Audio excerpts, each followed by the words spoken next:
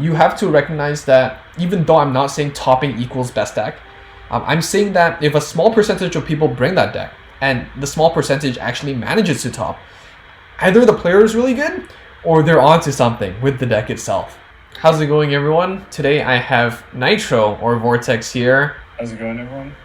And yeah, really glad to have him, because we both play JP. I don't think we're super competitive. Like, we play more global, right? Yeah. We both have some experience with JP, and hopefully having one more perspective will help us out while we review the units from Fighters Collection. It's a pretty hype set. It's really nice because we essentially get one free box, even though you can always reset, and that changes things up. I guess for each clan overall, we will give like a score out of 5. Of course, it's just our opinions, so don't hold us too accountable on it, but I think it's a good place to start. So Tachis, I guess, is where we're going to start off with. Do you have any experience with Tachis from Fighters Collection? Not many. I think I've played like maybe one game, but then again, I don't have like all the stuff, so it's like a really scuffed build. Yeah, like they don't get a lot of stuff. You get the Stride Fodder, you get the PG that they didn't have before, and all the clans that didn't get support yet. I think that's a good thing, because at least you have some stuff to play with. I think everything already is a minimum 3-star just because of the Stride Fodder and PGs. Yeah, you have an Ancient Dragon Stride, which gets power and crit. It's fine. You also have a this one, a vanilla one, which on hit retires. So it's not bad. We also recently got the buffs, right, to the ride chain. Yes, we did. We got the Raptor Sergeant, I think it is. Raptors. Yeah, like it's nice, but it doesn't make them relevant, unfortunately. So that's just how it is. Yeah, no, Itachi's sadly will not be relevant for a while. I don't think they will become relevant at any point. But unfortunate for the Tachi gang. But how would you rate this out of 5? Tachis? I'd say like 3.5 ish.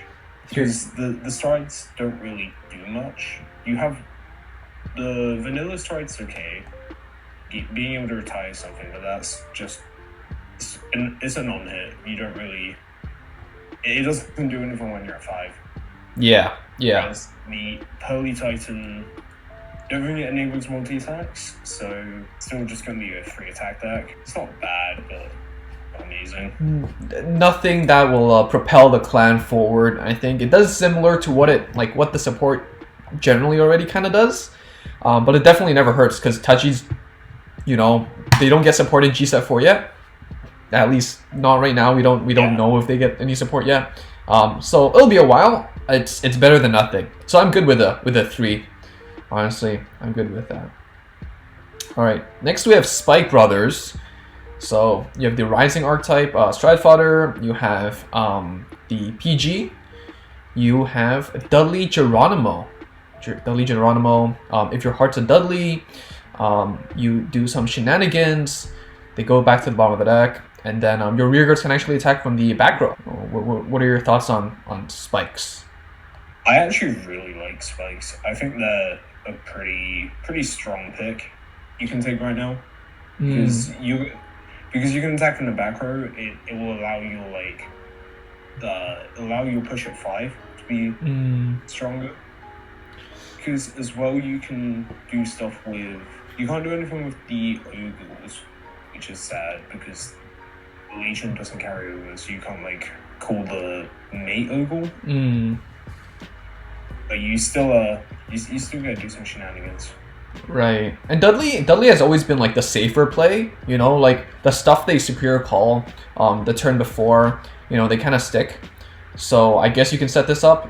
But I think another unit, I just missed this, but Flash Bruce is a vanilla stride, double rare. When it hits, you get to put something from your hand into your soul to superior call something and give it 5k. It does need to hit, but it does extend your combo, right? So yeah, it's not bad, especially for a double rare. I think. Is it a double rare? It is double rare. Yeah. It is good because even if you don't you will pull it, but even if you for some reason don't get it, it's craftable as well, which I think adds to its value. If it's like a triple GR, which not much of the stuff are GRs, but some stuff you don't really want to craft because you're going to want to save it for the main set support. Yeah. I think it being a double, it kind of increases its value in a way. Yeah, one thing to note is we still need to be aware that even though some event clans did get a character fight treatment, clans like Tachikaze and Spike Brothers, they don't have that yet. So their maps that you carried over from before is actually more valuable, well, in my opinion, because you can't farm them yet, right? Yeah. So I think it's... The only way you can farm them is the clan gacha, but that's really unreliable. Right, yeah. What do you think? Spikes? What do you think? Spikes. I think I'll keep it at a. I'll rate it a bit higher than Tachi's. Personally, I'll give it a 3.5. Yeah, I'm thinking like 3.5 to 4. I think it's very good. Like it's a solid wave of support, and like it keeps it relevant. Like, it's a low tier 2, but it can still fight stuff, which is what matters. Yeah. What I think you've got to keep in mind looking into this is nothing really is gonna be meta defining. It's not a set that's gonna change everything up. We're getting it for free, so for one you can't expect anything for free is gonna be amazing because it's bushy. Oof. Because they want to make free-to-play life as hard as possible. Gotta incentivize that pay to win. You know, gotta incentivize that master duel. Back to shadows. We have Drag Ruler, which helps you swap out a unit for a Revenger, and we have the Dark Knight, which retires one, gives it 7k, and then on hit retires skill. Personally, I do play shadows. I play like a budget shadows deck. I don't have the Revenger core. I am not a big fan of Drag Ruler Revenant, actually. I'm not a big fan of Drag Ruler Revenant. I don't think any of them are good. Yeah. DF made a video and like tried to highlight it. I can see its purpose sometimes, but like, why not you just play the on-hit Superior Call 1 and just replace that unit? You know what I'm saying? On the turn you use Drag Ruler Revenant on your Vanguard circle, you don't have other skills that have to retire Revenger named Rearguards. So just having the on hit and doing that, I guess if your opponent's at 5 that early, then it's awkward, but like if you're using Drag Ruler Revenant, I don't think your opponent should be at 5 yet. So yeah, your opponent should be they shouldn't be at 5 at that point. Yeah, I don't know. I feel like the on hit is just like, you know, it's less situational. It's not a wash. It's like just a straight up +1. I guess you get. Yeah. With the on hit, depending on what you play, it can be a decent multi-attack enabler. Because if it's like because as well as the fact that Regular Revenant isn't as splashable as your on hit, so right? You can't like put it in multiple builds. It has to be a Revenger build. Right. You can put the on hit into something like Diablo. Yeah. And play the Trumpeter grade 1. Right. So on hit with the Trumpeter. I think it's Soul Blast 1, and then call a grade 1, and you call like GB1 when placed to get 4k. Yeah. And that makes an 18k column, I think. Yeah. Yeah, that's true. Then you're enabling another attack to go in, which is pretty good. It's not bad. It's not as good as Gablade, but it's definitely better than Drag Ruler Revenant, I think. In a budget deck, I can see it. Like, if you don't have stuff to play yet, like, it's fine, because you still play the Swordbreakers, right? Maybe? And you can swap them out for Revengers. But I don't know. Not a big fan. It's fine. And Dark Knight, it's there, I guess. It's an option. Yeah, I don't see why you would run it unless you literally haven't pulled any set free. Right. At that point, why are you playing the game? Why are you playing Shadows? Yeah, why are you? Oh yeah, just you know, wait for the ward or something, I guess. But yeah, that's just how it is. Shadows, what's your rating? I'd say 2. 2. Maybe a 1.5 to 2 is really bottom of the barrel. I put it at a 1.5. I think. Wait, I don't know why the PG and the Strive Water is not here, but you still get those. Because it's in set free. So I see. Like, I think it's original stuff that's come out. Oh, I see. Well, you still get them in this set. But the thing is, like, G set 3 just came out, and you'll get free packs for that set too. So you don't need to rely on this set to get them. And you know, the strides are just not as good as the stuff from the main sets. So that's just how it is. You don't have space for them, but it's there for a budget build, I guess, and an option. Maybe when the G zone expands and Shadow doesn't get support yet. So. And not the best support with Shadows. Set 3 and 4 are wildly better. So if you're looking to play Shadows and you're like considering spending gems on this set, for your own safety, please don't. It's okay. You like you know, as a player, like I do see a lot of Revengers on ladder. Earlier, like more in set 3 than set 4. Like set 4 is just Messiah, Gears, some Angels, maybe Genesis when the event came out. But really, it's like Shadows, Revengers are still strong, but like you're spending gems not for the support. You're mainly spending gems just to get the GRs. That's just GR max are so good. You're rolling the set for the GRs. That's basically it. So yeah, if you have Revengers like from like Legion era, then it's still a really good deck. Just get lucky, slap the GRs on, and you're good to go. That's basically the meta build. So yeah. All right, we have Royals next with Vanguard, which also gets support in G set 4. So I think this is it's important to bring up, I guess. It gives your grade 1s. I don't really say much about this. I am heavily biased towards Sanctuary Guard. You are? Okay. Well, I think it's good. You know, it means you know more than I do, I guess. I played the Sanctuary Guard in the TCG, but it's different, right? Because like, you know, ideally Sanctuary Guard, you set up a lot of grade 1s, you pump very big numbers, your opponent can't really guard against them.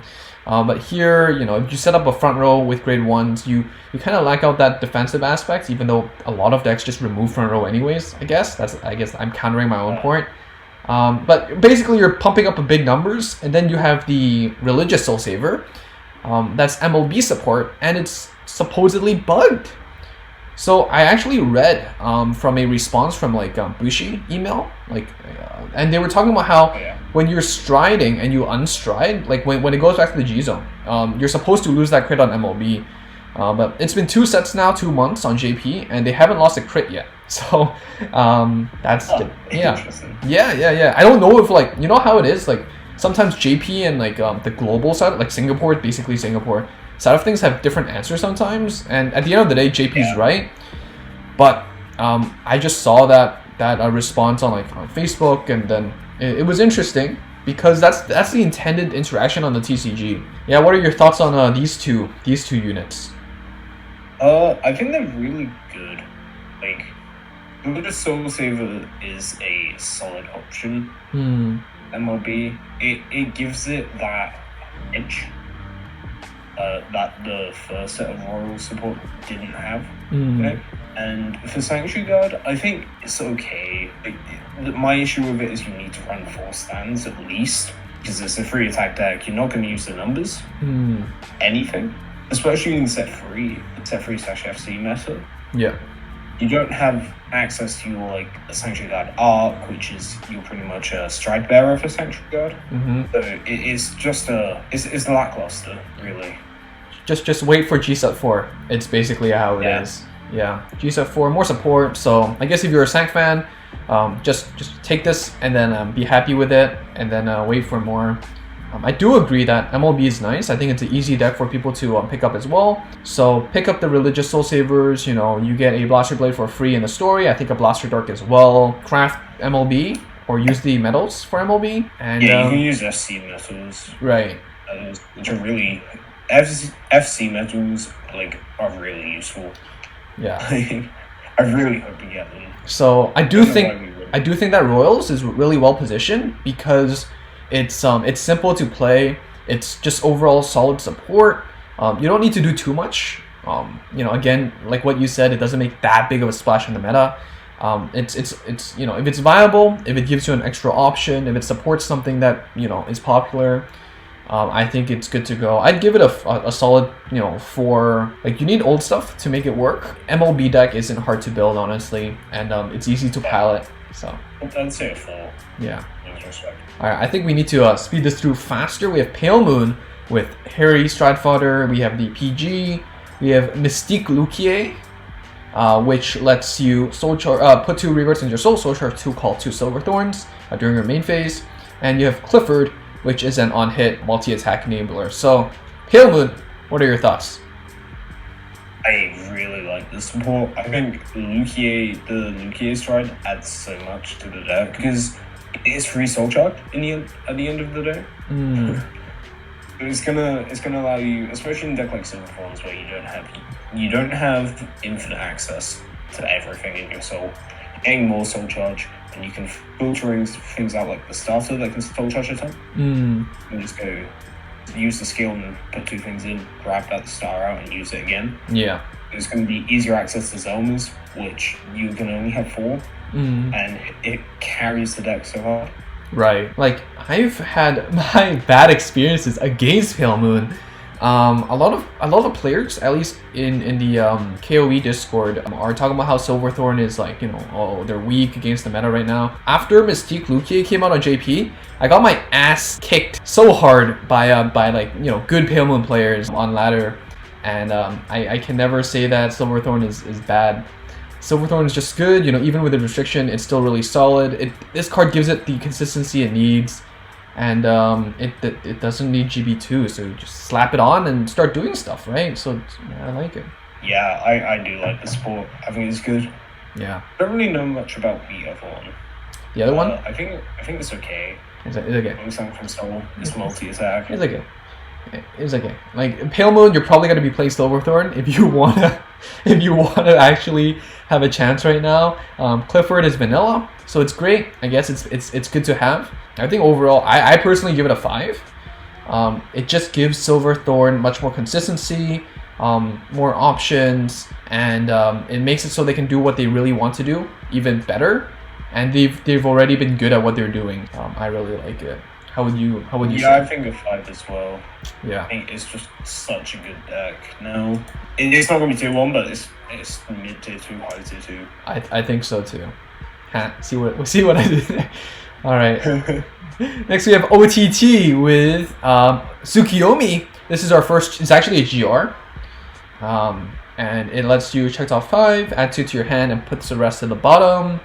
And you also have the 9-headed Dragon King, which at the end of the battle, this unit attack Vanguard can last 1 to return up to 3 cards from your hand to your deck and draw 1 card for each card returned. So you play a lot of OTT. You're notorious for playing Coco, but let's share some love to Tsukiyomi. Yeah, I think this is really, really nice for Suk.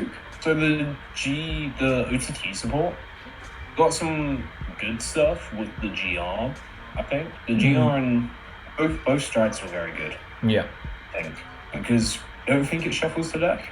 Tsukiyomi doesn't, and this one does. I think it doesn't say return to the bottom of the deck. It just returns, and then I'm not too sure. I don't play OTT that much. I don't think you run that Dragon King in Suk anyway. Yeah. But I think the Suk stride is really, really good.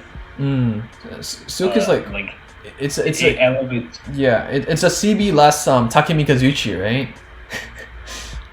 So yeah, pretty much. Yeah, it's a free one. If you play Suk, it helps you go through your deck as well. You can actually play 4 of this and 4 Takemi Kazuchis, and set up your deck really nicely. You just draw 2 every turn, set up your board, and then stack the bottom 3, and that's just how you can do that, I guess. Yeah, because Suk's not GB2. Yeah, it's not. You can start off with Suk. Just you don't need to play the unhit. And then tap it. Right. Yeah. It's good. Good card. How do you rate it? It is really good. I'd say 4.5 to a 5. I want to give it a 5, but I'm giving it a 4.5 only because it is a GR. Not because it's not Coco support, but it's a GR, so it's harder to get like multiple copies, and it does need G Persona Flip. So most players that don't commit gems won't be able to get 4 copies that easily. Overall, I think it's good. Yeah, I also think that the 9-headed Dragon King kind of puts it down.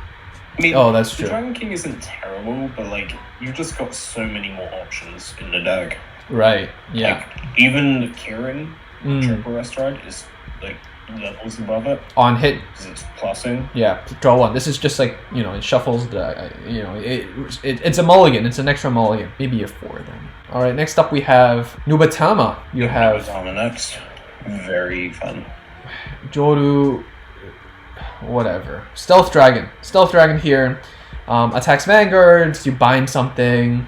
And then if they have 3 or more, you bind something. And then if your heart is a Ashura Stealth Dragon, which I believe is the name of most of the grade 3s that you play, you put those cards to the drop zone. So it's basically retire 1 and discard 1 from opponent's hand. You also have the double rare, which on hit... Yeah, I don't think it's bad. I think it's like a 4. 3.5. It's very good. It's pretty like, good. You're getting some binding, and then most likely getting ditching. I also think, like, you know, for a clan that doesn't get much support, the Legion deck is actually still quite popular. And I still think that, you know, people don't expect it, so it has a surprise element, which is kind of fitting for a ninja clan. And I'd be comfortable giving it a 4. I think it definitely gives it a chance to be viable, even though they didn't get actual like stride support yet, you know. So I think Nubatama is probably 4.5. 4.5. Wow.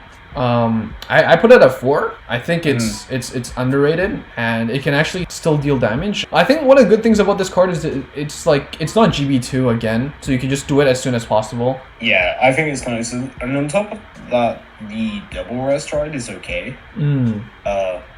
On hit, seem to make your opponent discard it next up. It's kind of like the grade 1 and 3. It's like the Dreadmaster, I think it's called. They counterblast too. Yeah, the CB2 to make them ditch one at the next turn. That's 50% off, you know. What more can you ask for? It's not bad. It's a solid option. It's not bad. All right, next. I don't think we've had Nubatama support as well, so we have anything is good. Right on. Next up we have Nova Grapplers with Ashura Kaiser. Notoriously, when you drive check, if your heart's a Ashura, return a grade 3 from your drop zone to your deck, and whenever you drive check a grade 3, stand all your rearguards. And you also have Mido Kaiser Tribute, which when you stand a rearguard by your card effect, cast +1, give it +2, and retire one of your opponent's rearguards with power less than that unit. I just want to start off Ashura. We have a history where Ashura was like super meta, disgusting. The support got nerfed. You have the 13 trigger lineup, but now you kind of have to dedicate 4 to non-grade 3s, so it's less consistent. So I haven't really seen Ashura that much on ladder. I don't think it's that popular, and I don't have the Ashura core myself, so I can't try it. But I do think that the Tribute is a very good option. It gives you, whenever you restand, which is your stride skill, you get to give it extra power, you get to get a retire, which Novas have sometimes, but not too much. And it's nice. Yeah, I think it's pretty good. With the tribute, there are some builds going around where it's like Musashi Epics, where Musashi just like, I think it's called Musashi, it's like the double rare. Yeah. I love Musashi. It kind of just like helps that game plan come into play. Yeah, it's definitely good support. It's okay support, sorry. It's definitely okay. It's okay. It is okay. I give it like a 3.5. Yeah, I'd say 3.5. Like Ashura, not too relevant. It's fun. Tribute, I can see it as like a one-of in most Nova decks if you have the space for it. So yeah. All right. Next up, Neo Nectars. We have Cecilia with Musketeer support, which does what Cecilia kind of does. You cycle through and it gets a crit. You also have Multivitamin Dragon, which pumps up the same named rearguards by 5k until end of turn. Do you play? You play Neo Nectars, right? You have Neo Nectars? Yeah, I play Neos. Okay, what do you think? It's good. I think the Cecilia stride is good. And the multivitamin kind of just dropped it. you have better options than G-Set too. Yeah, you have Primavera, Jingle Flower, Arbora, that all good strides. They you know, there's one that gives the extra power during your opponent's turn as well, which is just a better Multivitamin Dragon. So And plus, that's a triple rare, so it's not even that hard to get. Right, yeah. It's not even the GR.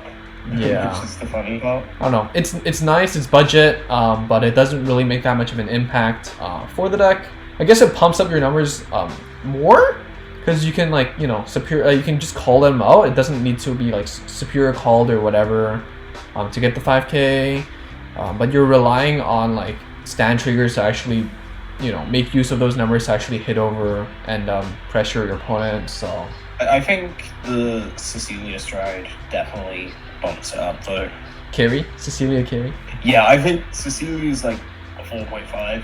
And then the multi-missing is like a 1. Let's take the average. I'd say I'd be comfortable giving like a 3 or a 3.5. I think 3.5. Simply because Musketeers can still surprise you with Elvira decks.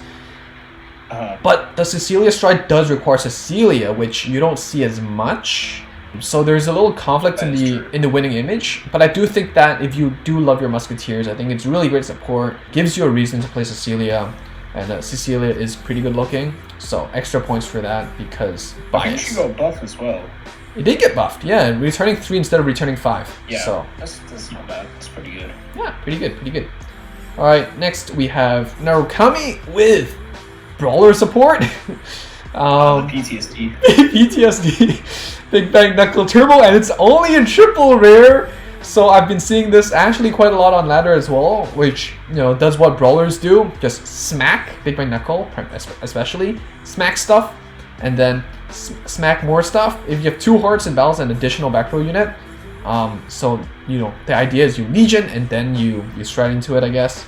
But you also have Vishnu, which supports Noble Rearguards, which... if I remember correctly, amazing. it's such a, you know, like, what the heck? It's like, why is this card here?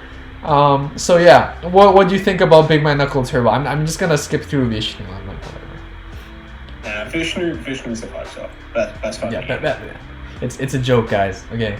Yeah, just in case any like noob like watches, it's like, oh shit, take notes. Craft 4 Vishnus. We can't have that. Yeah. No, we need 4 SPs. 4 SPs, yeah.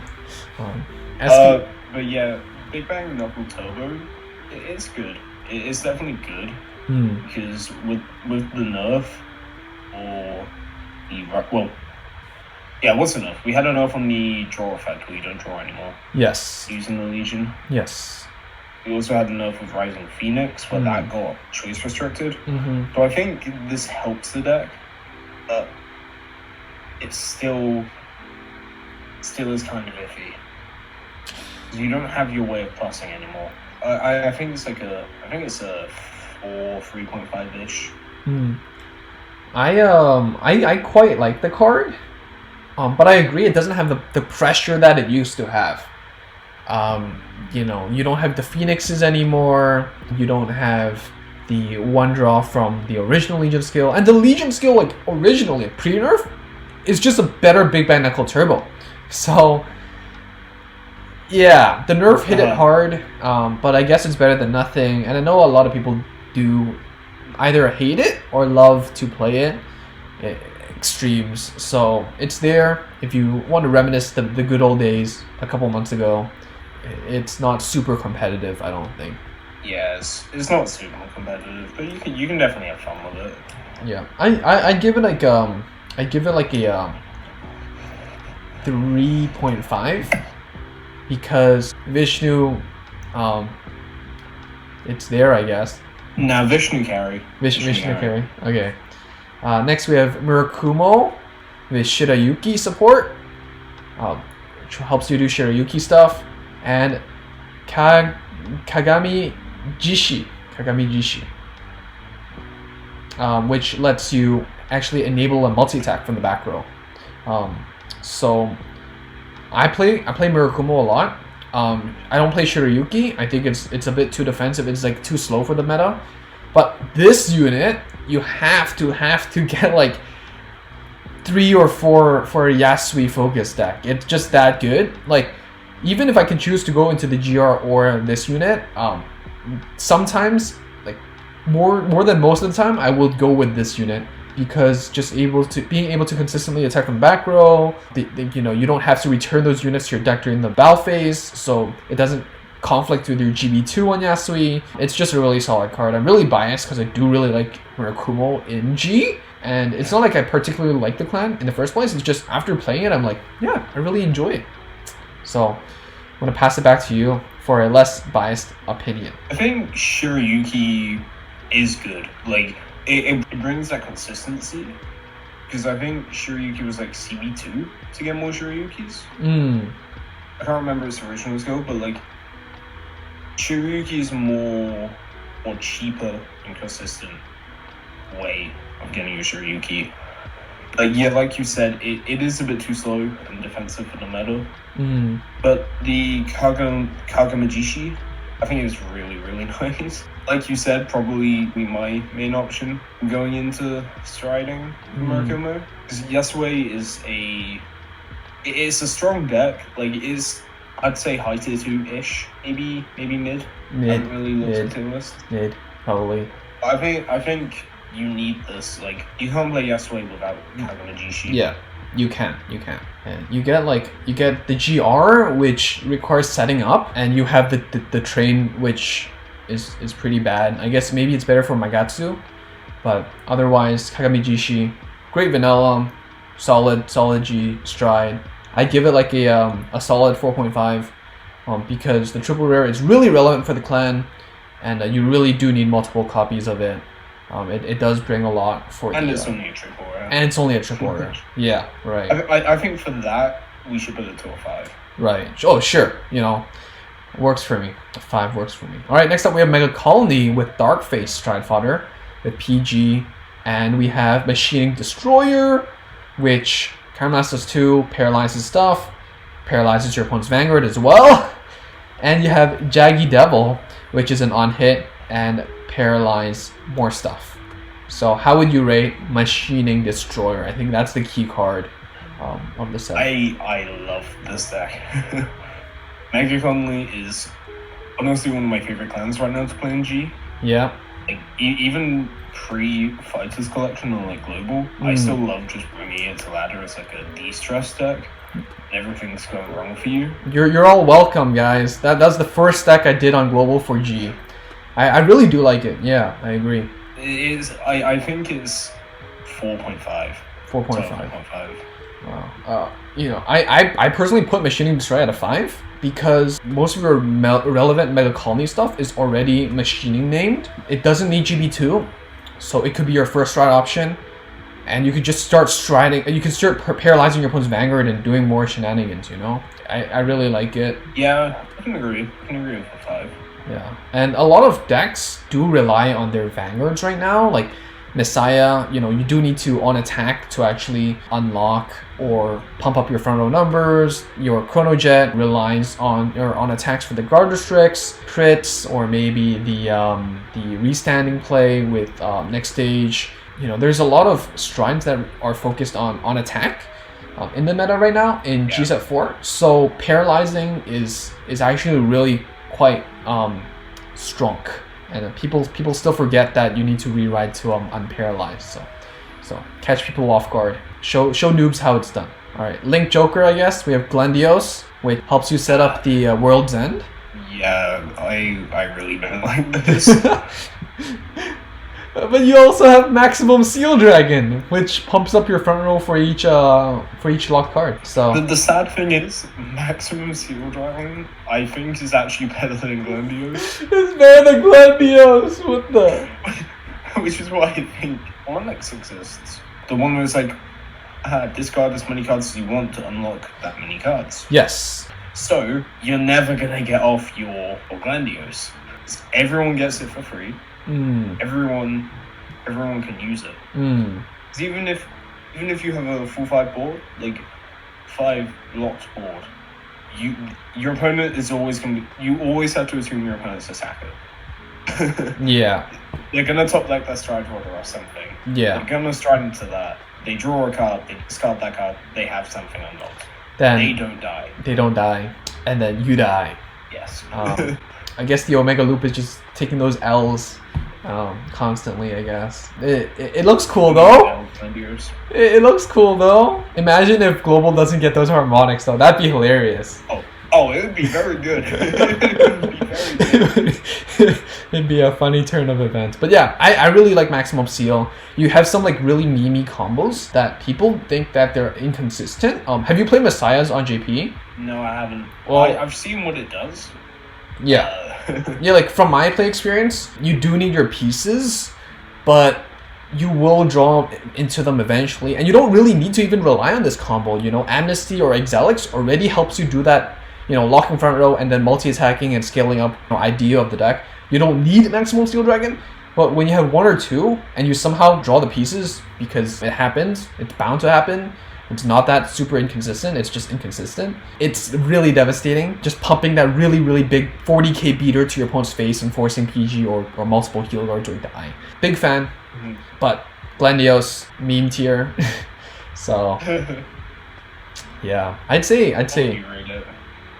4 because Maximum Seal is a double rare, is a solid budget option. See, I'd put it as a 3, but because it's a double rare, I'd put it like 3.5. Okay, 3.5 I'll take, yeah. Like, in a perfect build, you'd play like Amnesty and Exilics and more like a Nebula Crunches, but they're all GRs, and that's really hard for most players. So it's really easy to pull for these Maximum Seals, and you just put them in the deck for now, and they're fine. So 3.5 I think is fine, absolutely fine. Next we have Kagero with the Ace, which is Overlord support, restanding of course, and we have Zam, which helps you retire one extra thing for Karen Last 1, mainly for Blade Master. You play a lot of Blade Master, right? And the Ace is actually surprisingly more common in Blade Master than in the Cross. Do you mind explaining to our global players why? Okay, so the Ace doesn't require a Overlord heart card, only requires you to discard 2 cards and 1 being an Overlord. Now, in your regular Blade Master build, your grade 3s would be 4 Blade Master, 4 heals, 1 of either Overlord or the Great, and then the other 4 is either Overlord or the Great. So either way, you're pretty much running 5 Overlords in your deck. Whether it's 4 Overlords, 1 the Great, or 4 the Greats and 1 regular Overlord. But you're gonna have your discard power most of the time. And to get a restand, I think, to get a restand, and it doesn't even have to hit, which is really nice. But it will help this deck. What? Yeah. That's what it lacked. Yeah. It had your ability to retire stuff, but it didn't have an ability to restand, which is always annoying. As well, you're gonna have to change your build now, I think, because I think the best build for Blade Master is for your grade 2s, you run 12 beaters. Like, as many beaters as you can. So some people go like 12 beaters, then replace for 4 Dragon Newts. You can run the 4 mates, so 12k beaters. Yep. Now you're gonna have to put in some utility cards like maybe Burnouts or Berserks can work as well. I think it's really good support. I think it's really nice. Like, you know, Overlord does get support later into G era as well. Like, it's a meta deck. I think it got like 1st or 2nd in one of the championships, even though it's not a top deck back then. Like, people didn't expect it to top, but it did. So Overlord does get support. The Ace is great. And Zam is also a great budget option if you're a Blade Master player, but you don't have your Mustafas or you don't have your Root Flares. Zam gives you that budget option to also get that extra retire off as well. Mainly, it supports Blade Master, which is also a really popular deck. It's not super hard to build, and you know, again, like what Nitros or Vortex said, you know, you always had the retire ability, but you never had the restanding multi-attacking prowess. So with the Ace, you get that, and it doesn't conflict with what you're trying to do as well. Like, so it's just really good. It's just really good. It's a GR, by the way. But yeah, how do you rate it? 4 to 4.5. I give it a 5. I think it's give it 5. 5, yeah. I can just give 5.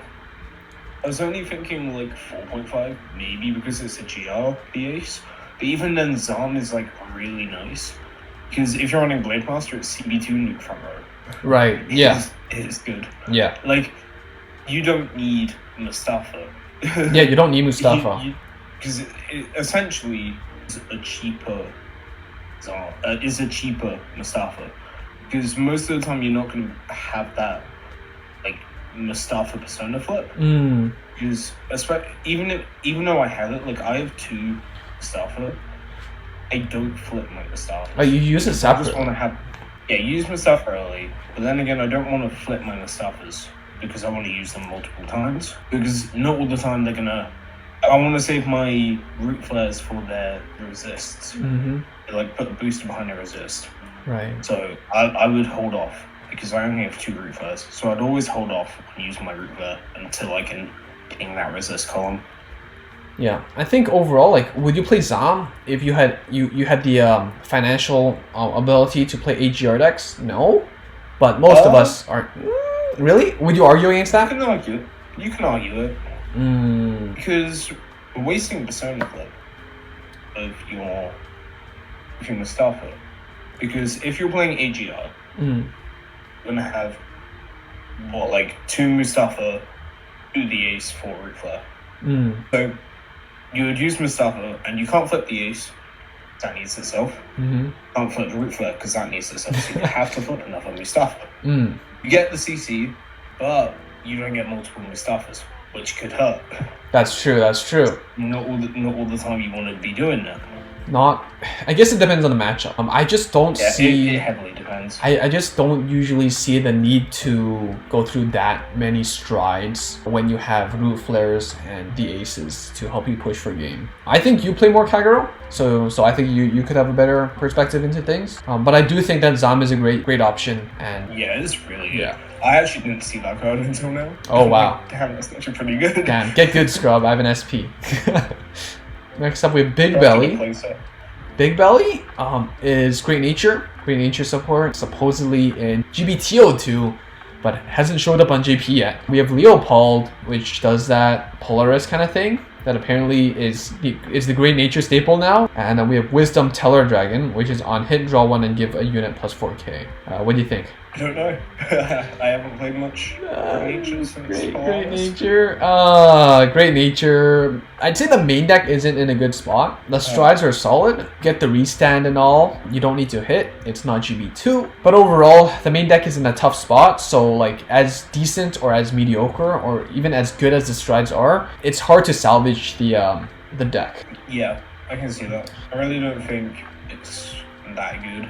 I think it's fine. It's vanilla. If you play Great Nature down the line, Wisdom Teller could be solid. It's just a +1. I'd be fine with like a 3.5. Units are decent, but overall the deck is not enough to play on ladder. You're just gonna get obliterated, honestly. So what would you rate the deck? Oh, did I disconnect? I put like 3. Yeah, 3, 2.5. Maybe yeah, like. I don't think it's like it's below 4. Definitely. I honestly think it's worse than Tachi's. I think Tachi's are better. I think Tachi's are so much better. Yeah. The thing about these like ratings, right, is it's hard to compare them because the ratings itself depends on the clan itself as well. Our understanding of the clan itself, and it's not the best to just straight up compare them, because our rating could differ as we go along the list. So take it with a grain of salt. Next up, we have Granblue. Do you play Granblue? Not in 0. Not in 0. But we have some Nitro support. And also, recently we have the Captain Nightmist buff. And with the buff, it did top in the GSET2 Autumn Championships. So I think that's valid to bring up, because even though they haven't gotten support yet, a decent enough player brought it and actually managed to top. You have to recognize that even though I'm not saying topping equals best deck, I'm saying that if a small percentage of people bring that deck, and the small percentage actually manages to top, either the player is really good or they're onto something with the deck itself. I think there is a reason why it managed to sneak by, and the buff is a really good enough reason. Cocytus is the stride support, superior call stuff, and you have Blue Heart, which superior call stuff onto occupied rearguard circles. Which we needed. Which is, I don't know. At least it's not an on hit, you know, like mainly it's all the double words are on hits, and this isn't an on hit. Yeah. But not. Oh, wait, no, I misread the card. We did not need that. But not being an on hit means that you can't actually enable multi-attack with this card. So it could be even worse not being an on-hit struggles. I mean, what you also got to keep in mind is the double row, which could allow some fun budget stuff. True. I also think the Kagero negative is really good though. I like the Kagero negative. Yeah, you like it? It's pretty good. But then Blue Heart just kind of dips it down, and taking it up for a plunge down the sea. I guess it. I like that one. I guess it helps you fix your board. But is it good enough right now? I don't know. Because Granblue does enough of that stuff. So yeah, I don't think it's needed. Yeah. But like you run it because what else do you run? What else can you run? Cray Elementals, bro. It's like harmonics. You play the generic. Cray Elementals are meta. Cray Elementals meta. How would you rate Granblue overall? Good question. Anything. Probably a 3.5. 3.5. I'm okay with that. I think Blue Heart is generic enough, and Kagero again gives Kagero decks a chance. I guess if you're using the Raichain Kagero, the 10k, at least you can do something on place, and then you can stride into Kagero negative to do something else, right? So decent synergy. I think it's good. It's not like, again, nothing's meta defining, but yeah, it's definitely just a fun play around deck. Nitro's waiting room. All right, next up, I think this is hype. Gold Paladins. Yeah. Gold Paladins with easel support. It is really similar to Scissors with unlocking and all, and you also have Scourge Point Dragon, which helps you pump up itself and your superior called unit by 5k. I play golds. I didn't play easel, but if I did, I think Mithril easel will be really great. Problem is that the deck doesn't get the Mithril easel doesn't get the actual the crit. It's a GR. So I argue it's not as good as Scissors, but it's free, right? It's a free superior call, it's a free unlock, so that's really nice. And Scourge Point, I think it's really important for Gurgui decks because you do superior call quite a bit during battle phase. You don't have to rely on your Vanguard skill to on hit with Campbell or whatever to superior call. Like you still have rearguard pieces to help you do that. And Scourge Point lets them scale up properly and actually be able to reach your opponent's defensive numbers. So personally, I'd rate golds highly. But what are your thoughts? I think they're pretty good. Like Scourge Point is nice, and Mithril is pretty nice as well. Just in case like you don't want to create your opponent sometimes if you're on Scissors, because like say they're at 4, you don't really want to push them to 5 in certain times, depending on like their hand size. Because say they've got like a big hand, at that point I would just try and rip out the PGs. I think it's situational, and Mithril does give you an option rather than having to rewrite or do something else. Plus, it scales, so you can make like really huge freaking numbers. It's gonna be like 26 plus whatever you call. Yeah. That's gonna hit over heal guards like nothing. All right, out of 5, what would you give it? I think a 4.5 actually. 4.5. Really nice. Only not a 5 because it's GR. GR is still a pain. Yeah, even though this is your ET set for like or what's it called, your GR mats. Yes. Still annoying. Yeah. I go 4.5, maybe even a 5, just because Scourge Point is quite valuable in golds, and I think it's worthy of a one-off slot in most builds until later down the line. So I think 4.5 is a good spot because GR. All right, we're 25% of the clans left. Let's try to speed this up so I don't take up too much of your time. We have Regalia, which lets you soul charge and counter charge. You have Doom Brace, which lets you get power, and then Soul Blast and Soul Charge as well. So what do you think? I think Regalia's kind of nice because you get CC, which is always nice. Because it's gonna be like CC2 because you're on Legion. Right. Regalias. Yeah. And we either on X or Yggdrasil. Yggdrasil, yeah. And Embrace is good as well because it's Soul Blast 3 gives stuff 5k and Soul Charge 3. Yeah.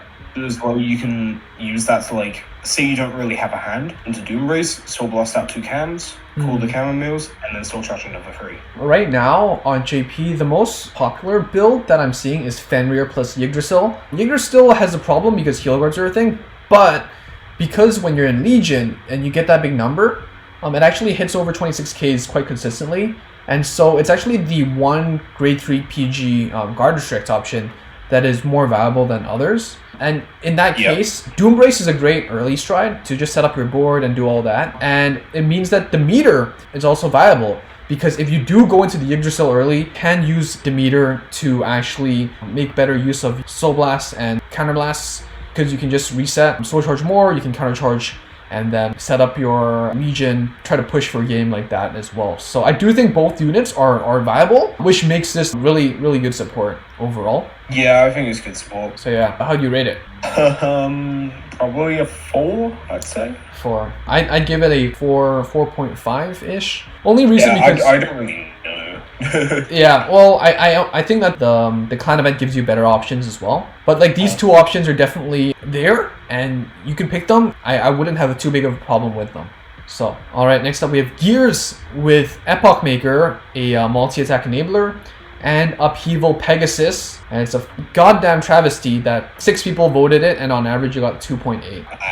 Yeah. I think it's actually kind of underrated though. Okay, well, you played Gears on JP, so what do you think about these two stride units? I think Epoch's meh. It's actually a GR too, by the way. Yeah, that puts it down even more.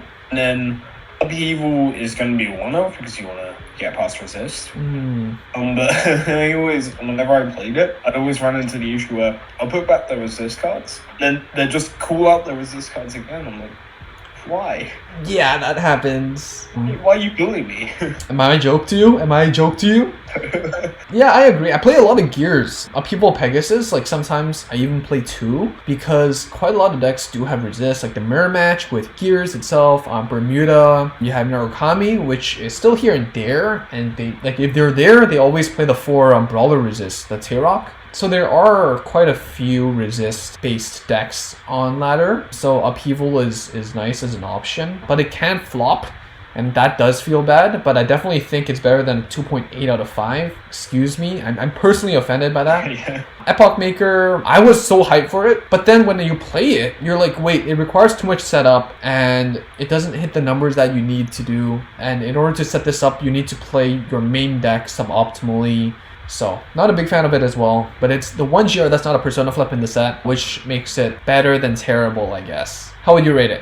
I'd say like a 3.5 to a 4. I'd give it a 4 because Upheaval Pegasus, I just love it. Like it's different from its TCG counterpart, and there's a reason why. Because your board setup in 0 is it's a lot more important. Being able to flip the board and change things up is quite valuable. Synergy with Chronojet is good as well. So yeah, I think it's okay. I do think that Upheaval, I actually think it's a 4. Because at most it's going to be a one-off. At most both of the things are going to be a one-off. Yeah. So like they're not going to stress about getting it. Right. Yeah. They're going to stress about using it. Right. Yeah. Yeah, that's true. They're both tech options. Depends on what kind of matchups you're seeing on ladder and what kind of plays you're playing with. Upheaval does require Chronojet Heart. Epoch doesn't. And mainly it requires how broke you are. Also, right. Yeah. Alright, next up we have Dimension Police with Metalborg support, which lets you draw, guard restrict, crit, and you also have Pretty Cat, which big power, minus power, and retires stuff. So I think mainly it's the Metalborg one. Got a lot of attention through DF, I think, primarily. What do you think about the support here? I think the Metalborg stuff is amazing. What it does. And, getting draw 2. Yeah. And a guard restrict. Yeah. And the crit. As well as gaining the crit.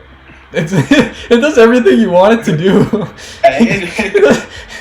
It is pretty good. It's like really good. Like they decided like, how do we print a good card? Well, usually you either give it draw, you either give it guard restrict, or you give it crit or multi-attack. And it's like, it doesn't have a multi-attack, but you get 3 out of 4 very big things. And you can't complain about it, you really can't.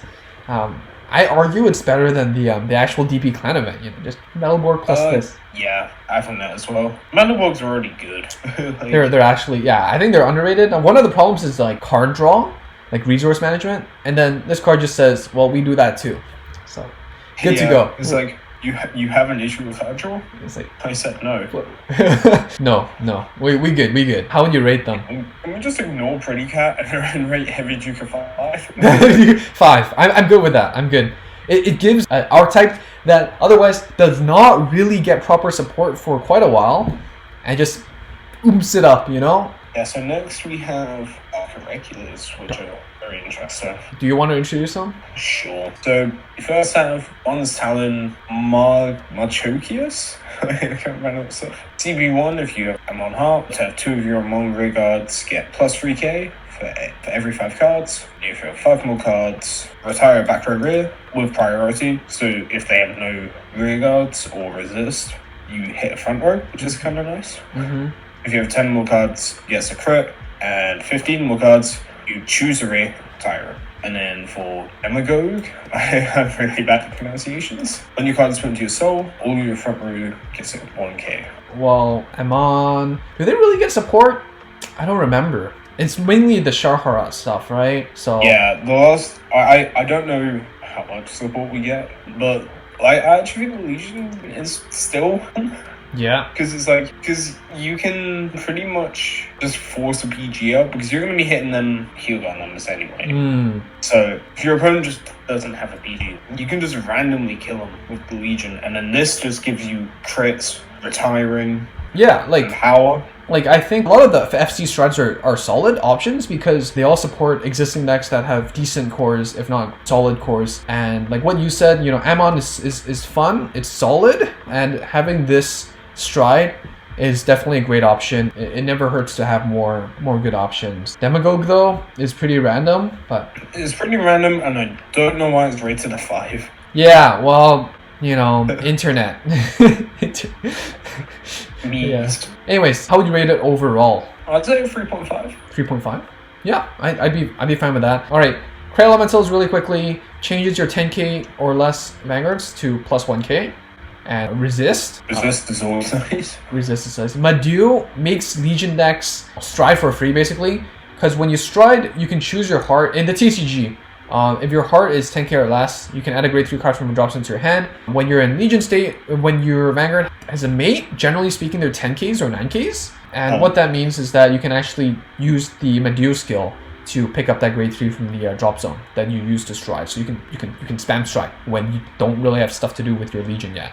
So that's nice. Yeah, it's really, I really like it. So, doesn't work for Coco anymore since Coco's 11k. Oh, rough. Get nerfed, scrub. Can't spam stride. So these two. We draw enough for the.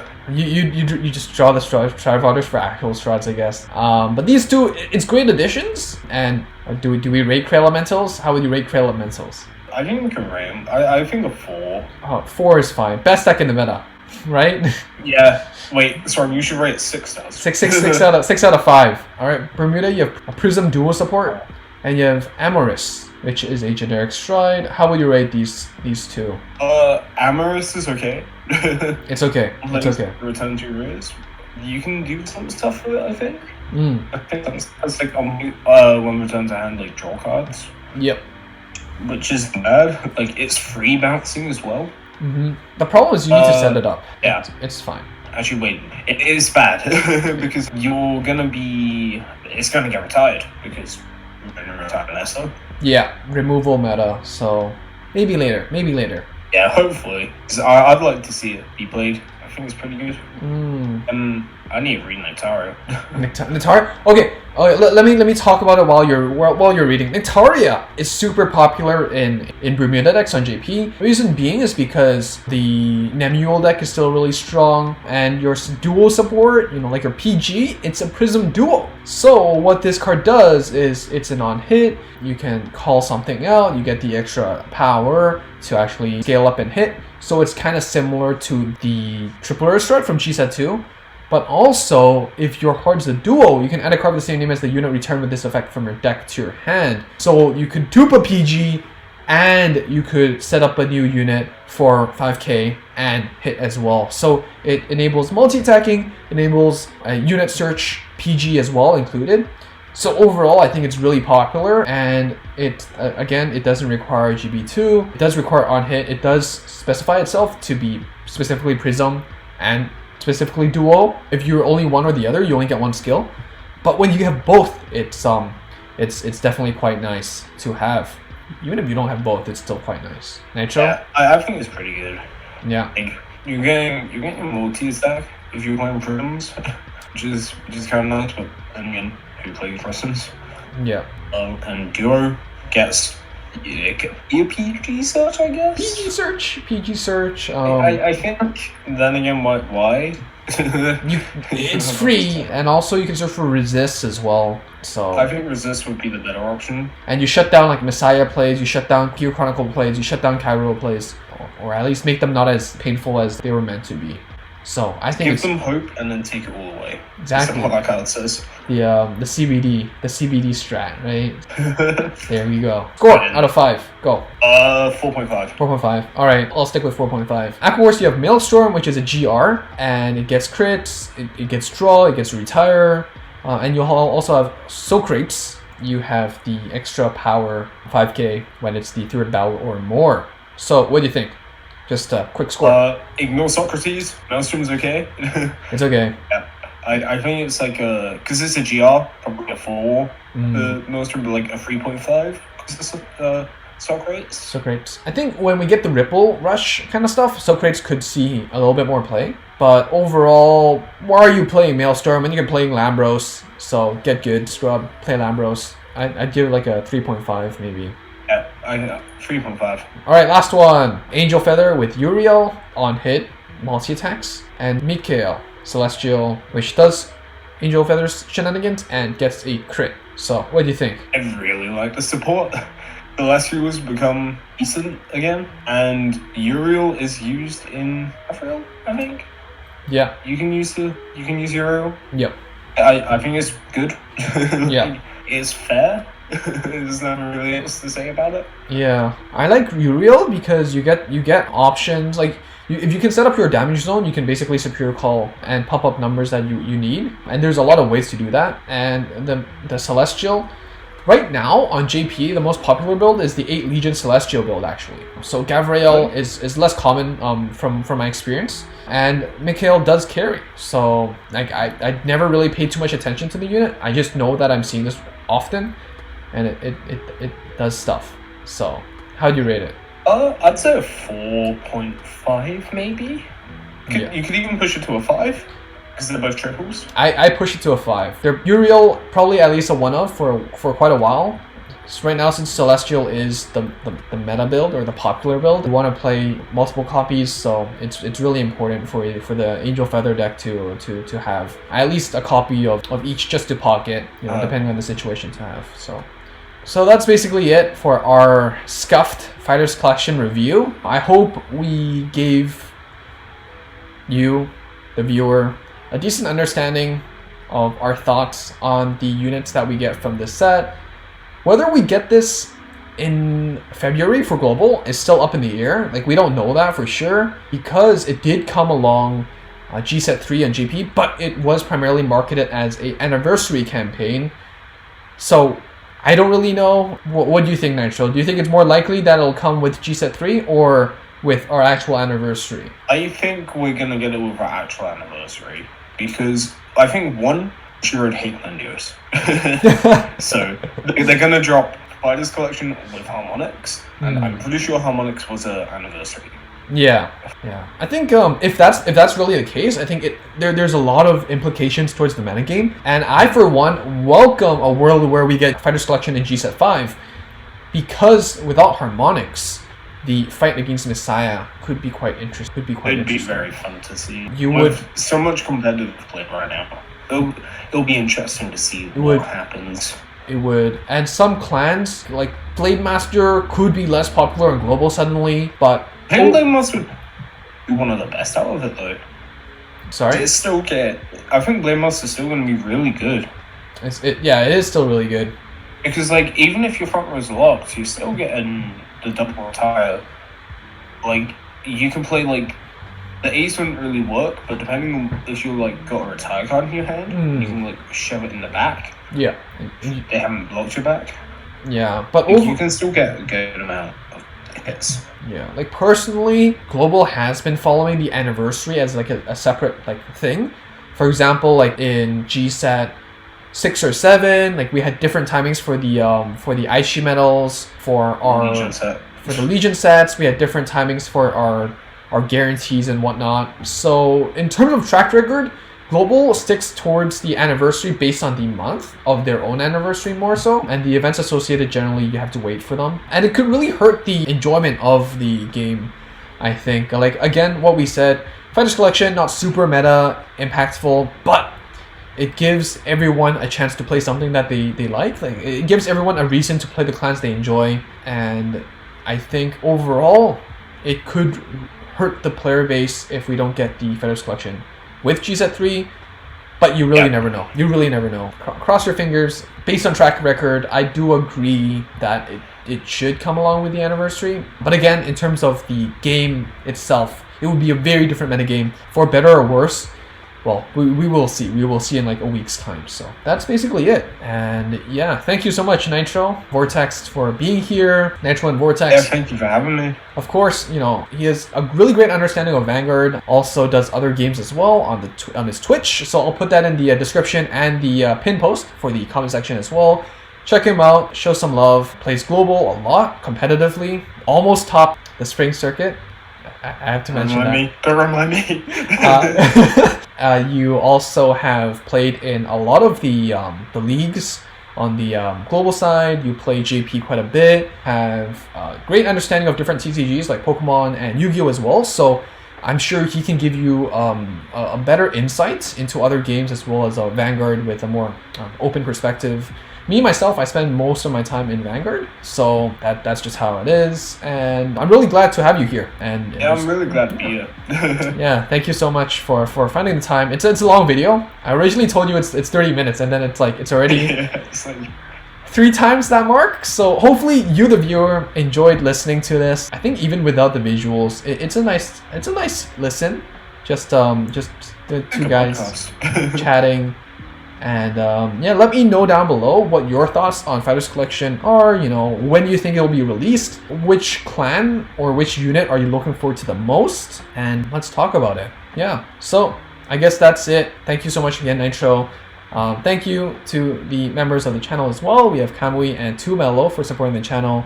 And again, if you enjoyed the video, like the video, subscribe if you haven't already, if you want to see more. But most importantly, go check out Nitro, because he's a solid lad, and he knows what he's talking about. So yeah, go check him out, and that's it from me. So thanks. Yeah, so I am going to stop the recording. Bye.